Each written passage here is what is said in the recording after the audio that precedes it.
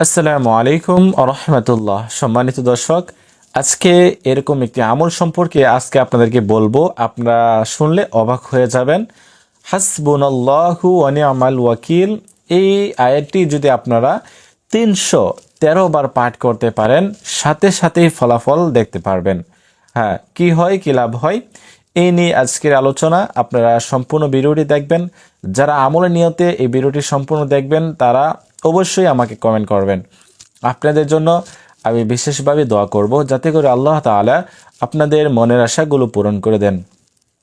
সম্মানিত দর্শক, তো এই যে আয়াতটি রয়েছে, এই আয়াতটি আজকে আপনাদেরকে প্রথমে সহিহ শুদ্ধভাবে শিখতে হবে, তারপরে আমল করতে হবে। তো তার আগে আমি বলে নিয়েছি, যারা এই চ্যানেলে নতুন আসছেন অবশ্যই চ্যানেলটি সাবস্ক্রাইব করে রাখবেন। এই চ্যানেলে আরও নতুন নতুন দোয়ার ভিডিও আসবে ইনশাআল্লাহ। সম্মানিত দিনী ভাই বোনেরা, আমরা যে আয়াতটি শিখব সেই আয়াতটি হচ্ছে হাসবুনাল্লাহু ওয়া নি'মাল ওয়াকিল। হাসবুনাল্লাহু ওয়া নি'মাল ওয়াকিল। সহিহ শুদ্ধভাবে সুন্দরভাবে শিখতে হবে। এবং এই আয়াতটির অর্থ হচ্ছে আমার জন্য আমার আল্লাহ তাআলাই যথেষ্ট।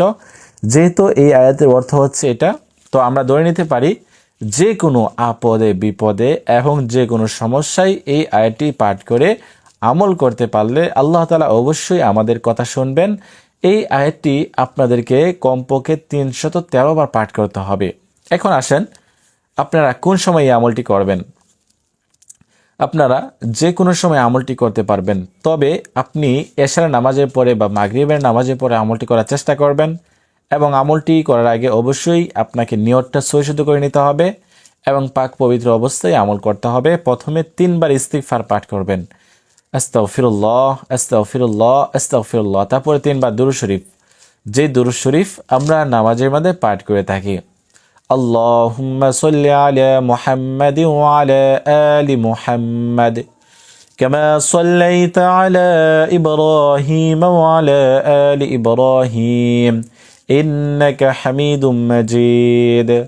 আল্লাহুম্মা বারিক আলা মুহাম্মাদিন ওয়া আলা আলি মুহাম্মাদ কামা বারাকতা আলা ইব্রাহিম ওয়া আলা আলি ইব্রাহিম ইন্নাকা হামিদুম মাজিদ। তো এরকমভাবে আপনারা কতবার? কমপক্ষে 3 বার দুরূদ শরীফ পাঠ করবেন। যারা দুরূদ শরীফ পারেন না তারা শুধুমাত্র সাল্লাল্লাহু আলাইহি ওয়াসাল্লাম পাঠ করে নেবেন। তারপরে কথা হচ্ছে যে এই যে হাসবুনাল্লাহু ওয়া নি'মাল ওয়াকিল কমপক্ষে 313 বার পাঠ করতে হবে এবং শেষে 3 বার দুরূদ শরীফ পাঠ করে নিতে হবে। এবং পারলে আপনারা এই আমলটি করার শুরুতে সূরাতুল ফাতিহা পাঠ করে নেবেন।